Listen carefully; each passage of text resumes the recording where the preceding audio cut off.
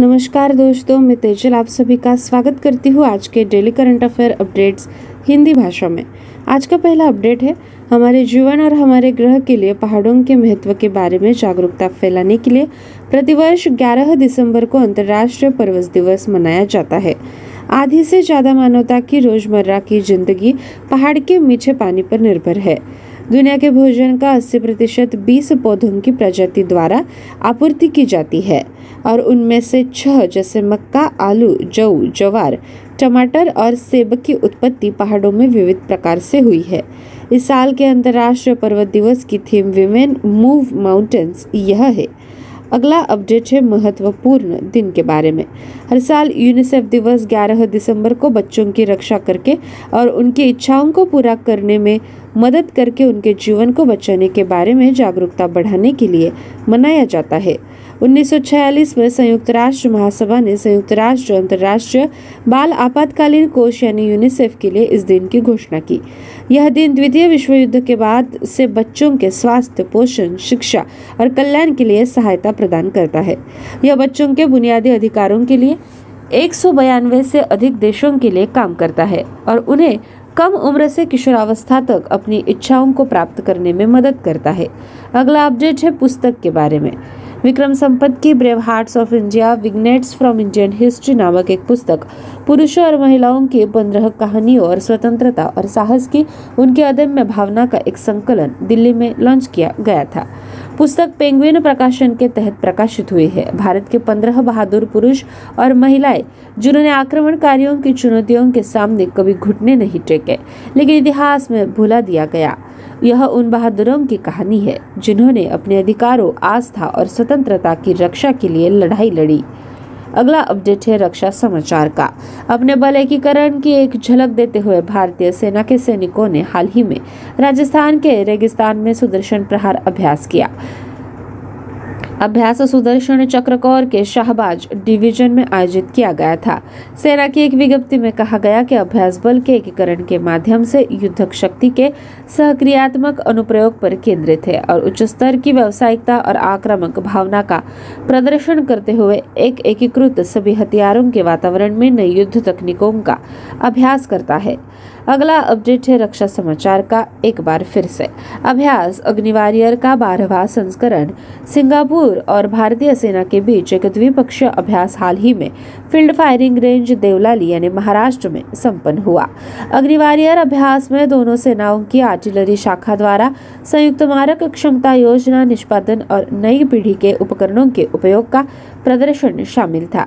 अभ्यास में संयुक्त योजना प्रक्रिया के भाग के रूप में एक संयुक्त कंप्यूटर युद्ध खेल में दोनों पक्षों द्वारा भागीदारी भी शामिल थी।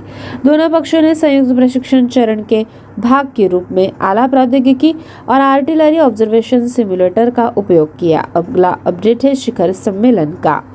हमारे देश के डोपिंग रोधी परिदृश्य में सेवावेशिता के उद्देश्य से राष्ट्रीय डोपिंग रोधी एजेंसी यानी नाडा ने दिव्यांग एथलीटों के लिए डोपिंग रोधी शिक्षा और प्रक्रियाओं पर ध्यान केंद्रित करने के लिए एक समावेशी सम्मेलन का आयोजन किया है। भारत में एक समावेशी डोपिंग विरोधी परिदृश्य के निर्माण की दिशा में एक और कदम बढ़ाते हुए कॉन्क्लेव ने एक समग्र दृष्टिकोण लिया, जिसमें नीति परिदृश्य और कानूनी ढांचे पर सत्र, दिव्यांग एथलीटों के सामने वाली चुनौतियां, शिक्षा और जुड़ाव और दिव्यांग एथलीटों के लिए डोपिंग नियंत्रण प्रक्रिया भी शामिल है।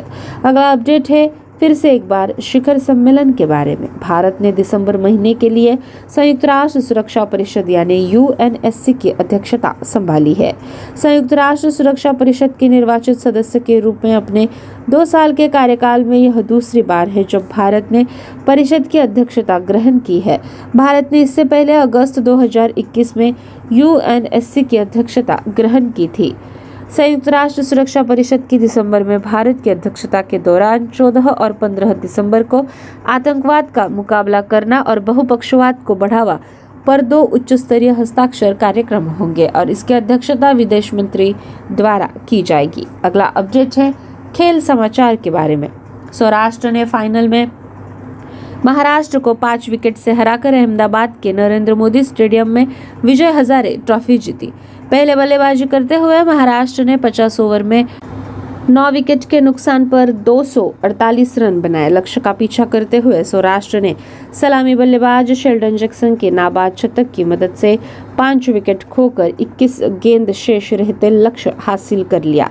सौराष्ट्र की यह दूसरी विजय हजारे ट्रॉफी जीत है। महाराष्ट्र के लिए कप्तान ऋतुराज गायकवाड़ ने एक और शतक जड़ा। सौराष्ट्र के लिए चिराग जानी स्टैंड आउट गेंदबाज रहे, जिन्होंने 3 विकेट लिए। अगला अपडेट है बैंकिंग के बारे में। भारतीय रिजर्व बैंक यानी आरबीआई ने शहरी सहकारी बैंकों यानी यूसीबी के वर्गीकरण के लिए 4 स्तरीय नियामक ढांचे की घोषणा की है। इसके अलावा केंद्रीय बैंक इन बैंकों की निव्वल संपत्ति और पूंजी पर्याप्तता के संबंधित मानदंड लेकर आया है। यूसीबी की जमा राशि के आकार के आधार पर 4 स्तरीय नियामक ढांचा तत्काल प्रभाव से लागू होता है।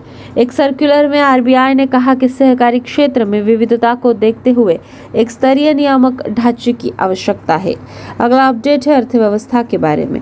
वित्त मंत्रालय द्वारा साझा किए गए आंकड़ों से पता चलता है कि नवंबर 2022 में सकल माल और सेवा कर यानी जीएसटी राजस्व में साल दर साल आधार पर 11% की वृद्धि दर्ज की गई, क्योंकि एकत्र की गई राशि 1,45,867 करोड़ रुपए है, जिसमें केंद्रीय जीएसटी 25,681 करोड़ रुपए, राज्य जीएसटी 32,651 करोड़ रुपए, एकीकृत जीएसटी 77,103 करोड़ रुपए, माल के आयात पर एकत्र 38,635 करोड़ रुपए सहित है और उपकर 10,433 करोड़ रुपए यानी माल के आयात पर एकत्रित 817 करोड़ रुपए सहित है।